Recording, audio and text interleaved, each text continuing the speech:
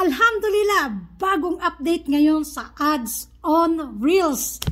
Napakaganda dahil starting November 10, ang kitaan natin dito is per play. Ibig sabihin, bawat manood ng video natin or pag-play ng mga video natin, doon tayo kikita.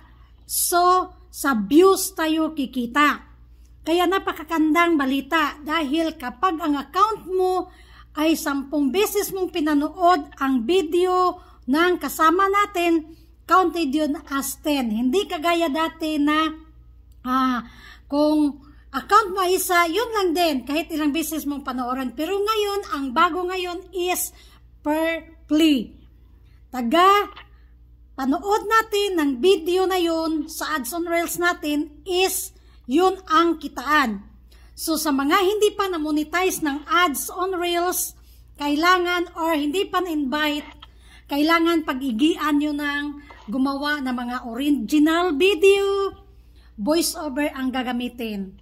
Walang music, kung gagamit ng music, seconds, para ma-invite kayo agad ni Facebook. Kailangan talaga original na video or Reels ang i-upload natin.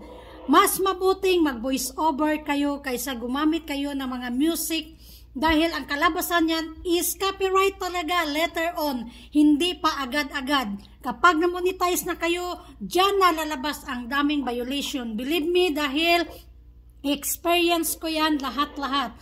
Kaya ngayon, very ingat na ako, lalo na ang bagong update noong October 6 is kapag nagkaroon tayo ng community standard na hindi tayo na sumusunod nito is hindi tayo masasahuran. Kaya ingat-ingat talaga tayo. Maraming salamat. Follow for more videos.